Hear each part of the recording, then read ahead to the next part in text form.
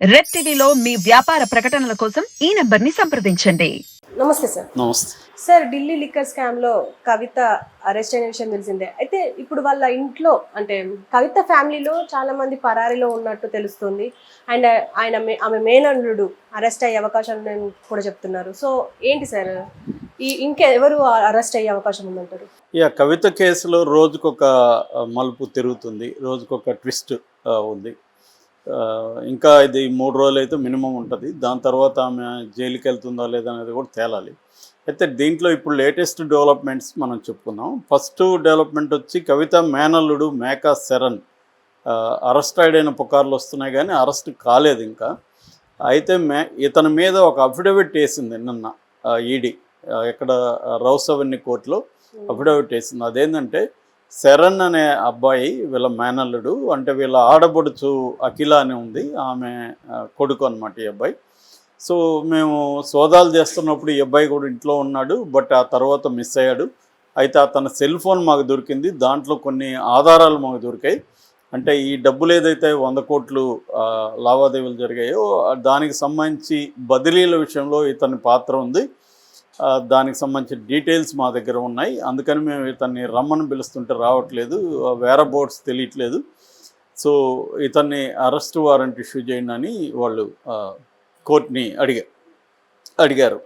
So నిన్న ఈ అఖిల లేదా శరణ్ వీళ్ళ అపార్ట్మెంట్, డిఎస్ఆర్ అపార్ట్మెంట్స్ అంటారు వీటిని, మాదాపూర్లో ఉంటుంది. ఇందులో క్షుణ్ణంగా సోదాలు నిర్వహించారు. దాంతోపాటు దాదాపు 10 చోట్ల ఈడీ సోదాలు నిర్వహించింది కవిత ఫ్యామిలీలకు సంబంధించి. అంటే బేసిక్గా ఏంటంటే వీళ్ళు చూస్తున్నది మామూలుగానే మనం మనీ లాండరింగ్ అంటే కాన్సెప్ట్ చాలాసార్లు చెప్పాను నేను. మనీ లాండరింగ్ అంటే బ్లాక్ మనీని వైట్ చేసుకునే ప్రాసెస్. దీంట్లో 3 స్టేజ్లు ఉంటాయి. ప్లేస్మెంట్ అంటే బ్లాక్ మనీని వైట్ దగ్గర ఒక దగ్గర ప్లేస్ చేయడం, దాని తర్వాత లేయరింగ్ అంటారు, దాన్ని డిఫరెంట్ పేజెస్లోకి తీసుకురావడం, దాని తర్వాత ఫైనల్గా ఇంటిగ్రేషన్ అంటే ఆ డబ్బుల్ని మళ్ళీ ఒక చోటుకి తెచ్చుకోవడం. ఇది మనీ లాండరింగ్ ప్రాసెస్. ప్రపంచవ్యాప్తంగా ఇదే డెఫినేషన్ ఉంటుంది అన్ని చోట్ల.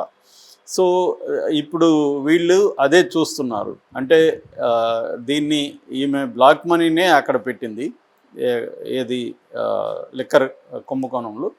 సో ఆ బ్లాక్ మనీ తర్వాత ఆమెకి దాంట్లో డబ్బులు వచ్చాయి మళ్ళీ 192.8 crores, 192,80,00,000 వచ్చింది. దాన్ని ఈమె అక్రమ మార్గాల్లో ఇన్వెస్ట్మెంట్లు చేసింది. దీన్ని మామూలుగానే ఎవరైనా ఇట్లాగా చేసేటప్పుడు ఏం చేస్తారంటే కొన్ని పద్ధతులు పాటిస్తారు. ఒకటి, బినామీల పేర్లతో పెట్టుబడులు పెడతారు. సో ఇప్పుడు నా పేరుతోనే ఎక్కువ ఉంటే కష్టం అని చెప్పి నేనేం చేస్తానంటే నా బంధువుల పేర్లు, నా భార్య వాళ్ళ తమ్ముడు కావచ్చు, అన్న కావచ్చు, బంధువులు కావచ్చు, ఇలా ఎవరెవరు దగ్గరగా ఉంటే వాళ్ళ పేర్లతో ఇన్వెస్ట్మెంట్లు చేయడం, వాళ్ళ అకౌంట్లోకి డబ్బులు వేసుకొని దాన్ని మళ్ళీ విడివిడిగా ట్రాన్స్ఫర్ చేయడం, ఇలా రకరకాల పద్ధతులు చేస్తున్నారు. ఈ మధ్య మోడీ వచ్చిన తర్వాత, డిమానిటైజేషన్ తర్వాత, డిజిటల్ పేమెంట్స్ పెరిగిన తర్వాత ఇంకా ఇబ్బందులైంది. అందుకని ఇన్నోవేటివ్గా ట్రై చేస్తున్నారు వీళ్ళు. సో ఎక్కడెక్కడ వాళ్ళని పట్టుకోవడం, వాళ్ళ అకౌంట్లోకి డబ్బులు వేయడం, దాని నుంచి మళ్ళీ తెప్పించుకోవడం, ఇలాగ రకరకాల పద్ధతుల్లో చేస్తున్నారు.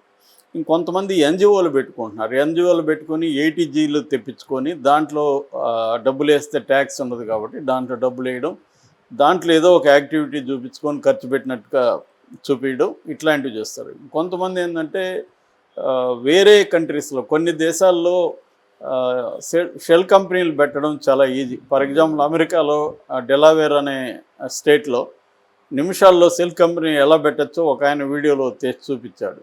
అది కూడా అక్కడికి వెళ్లకుండానే ఆన్లైన్లో నిమిషాల్లో మనం కంపెనీ పెట్టేయచ్చు అక్కడ. అట్లాగే సైప్రస్ అనే చోట, అలాగ చాలా దేశాలు ఉన్నాయి, బ్రిటిష్ వెర్జిన్ ఐలాండ్స్, ఇలాగ చాలా దేశాల్లో కంపెనీలు పెట్టడం ఈజీ అనమాట. ఎందుకంటే వాళ్ళ ఈ ఎకనామీ మీదనే బతుకుతుంటాయి ఆ దేశాలు కానీ ఆ రాష్ట్రాలు కానీ. అమెరికాలో అయితే డెలావేర్ అండ్ వయోమాంగ్ ఈ 2 రాష్ట్రాలు ఇదే పనిలో ఉంటాయి.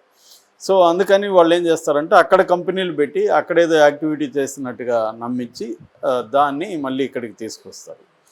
సో ఇది జరుగుతుంది. ఈవెన్ దుబాయ్లో కూడా ఇలాంటి వ్యవహారమే. దుబాయ్లో ఒక రూల్ ఏంటంటే అక్కడ పర్సన్కి 51% ఇవ్వాలి, మనకి 49% ఉంటుంది. సో సగం ఎకనామీ దాని మీద బతుకుతుంది అనేది కూడా ఒక వీడియోలో నిన్న చూసాను నేను. సో ఇలాగ కవిత కూడా సమీప బంధువుల దీంట్లో నుంచే ఆమె డబ్బుల్ని బదిలీ చేయించడం, ఇన్వెస్ట్మెంట్లు చేయడం అవి చేసింది. వీళ్ళ హస్బెండ్కి కూడా దాదాపు 8 కంపెనీలు ఉన్నాయి. ఈ 8 కంపెనీల్లో కూడా యాక్టివిటీ జరిగినా జరగకపోయినా జరిగినట్టున్నట్టు చూపిస్తూ దాన్ని వైట్ చేసుకోవడం అనేది చేస్తారన్నమాట. ఇది అందరూ చేసేదే. ఈడీకి దీని మీద నాలెడ్జ్ ఉంటుంది ఎలాగో. సో అందుకని ఇప్పుడు కవిత ఫ్యామిలీ మీద వాళ్ళు ఫోకస్ చేస్తున్నారు. సో ఎక్కడెక్కడ పెట్టుబడులు పెట్టింది ఏంటి అనేది చేస్తున్నారు. దానికి సంబంధించిన డాక్యుమెంట్స్ కూడా ఆమె అడిగితే ఇవ్వలేదనేది కూడా వాళ్ళు నిన్న అఫిడవిట్లో జడ్జికి చెప్పారన్నమాట. సో అదే ఒకటి. రెండవది, నిన్న సుప్రీంకోర్టులో సుదీర్ఘమైన ఆర్గ్యుమెంట్స్ జరిగాయి కవితకు సంబంధించి. ముఖ్యంగా కపిల్ సిబాల్ చాలా బాధతోనూ ఆక్రోశంతోనూ మాట్లాడాడు. ఆయన ఆక్రోశంలో బాధలో న్యాయం ఉంది. ఎందుకంటే ఆయన ప్రధానంగా ఏం చెప్తున్నాడంటే, సెప్టెంబర్లో సుప్రీంకోర్టులో ఈడీ ఏం చెప్పిందంటే కవిత నిందితురాలు కాదు, సాక్షి మాత్రమే అని చెప్పింది సెప్టెంబర్లో. కానీ ఇప్పుడు కవిత నిందితురాలని చెప్తుంది. దానికి ఆధారం ఏం చెప్తుందంటే, జూలైలో మాగుంట శ్రీనివాసరెడ్డి జూలై 14న మాగుంట శ్రీనివాసరెడ్డి ఇచ్చిన వాంగ్మూలం, ఆగస్టు 8న గోపికుమార్ అనే ఇంకొక నిందితుడు ఇచ్చిన వాంగ్మూలం. ఈ 2 వాంగ్మూలాలను బేస్ చేసుకొని కవిత నేరస్తురాలు అనేది ఈడీ చెబుతుంది. కపిల్ సిబాల్ సుప్రీంకోర్టుని ఏం ప్రశ్నించాడంటే, సెప్టెంబర్లో ఆమె సాక్షి అయితే జూలై ఆగస్ట్ అంటే అంతకుముందే వీళ్ళకి తెలుసు కదా, వాంగ్మూలం ఇచ్చున్నారు కదా, మరి సెప్టెంబర్లో ఎందుకు చెప్పింది? అప్పుడు సాక్షి అని ఎందుకు చెప్పింది? అప్పుడే కదా చెప్పుండాలి. అంటే ఇది కేవలం ఎలక్షన్ల ముందు కుట్రపూరితంగా అరెస్ట్ చేశారు. రెండవది ఏంటంటే, వీళ్ళిద్దరి వాంగ్మూలాలు తప్ప ఏ రకమైన సాక్ష్యం కూడా కవిత నిందితురాలని చెప్పడానికి వాళ్ళ దగ్గర లేదు, ఈడీ దగ్గర అనే ఆర్గ్యుమెంట్స్ ఆయన చేశాడు. కానీ సుప్రీంకోర్టు ఏం చెప్తుందంటే, ఈ ఆర్గ్యుమెంట్స్ ఇవన్నీ మీరు వెళ్ళి ట్రయల్ కోర్టులో చేయండి అని చెప్తుంది. దానికి ఈయన బాధపడ్డాడు. ఎందుకంటే సుప్రీంకోర్టుకి ఈడీ చెప్పింది, నేను ఇక్కడ కాకుండా ఎక్కడ మొరపెట్టుకోవాలి మా బాధని అనేది ఆయన అన్నాడు. కానీ ఆయన ఏ స్థాయిలో ఆయన కామెంట్ చేశాడంటే, మీరు గత సుప్రీంకోర్టు చరిత్రను తెలుసుకొని పనిచేయండి అని కూడా సలహాలు ఇచ్చాడు జడ్జెస్కి. ఒకప్పుడు సుప్రీంకోర్టుకి మంచి ఇది ఉండేది, అవన్నీ మీరు తెలుసుకొని పనిచేయాల్సిన అవసరం ఉంది. ఇదైతే మాత్రం ఈరోజు ఈడీ చేసిన ఈ కేసును అయితే మాత్రం రాబోయే చరిత్రకారులు ఎవరో కూడా బంగారక్షరాలతో రాయరని కూడా అన్నాడు. దానికి సంజీవ్ ఖన్నా, బేలా త్రివేది, ఎంఎం సుందరేషన్ బెంచ్ ఇది విచారించింది.